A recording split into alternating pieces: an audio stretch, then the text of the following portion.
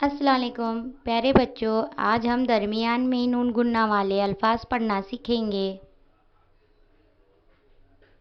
अगर नून गुन्ना लफ्ज़ के बीच में हो तो उसे इस निशान से जाहिर करते हैं। चांद,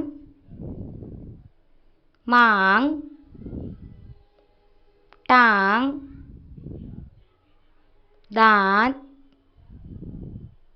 होंठ, आँख, आँच, कांच, रंग, जंग, पतंग, सांप, सांस, आंगन, पलंग, घोंसला, गंगा, तिरंगा। शुक्रिया।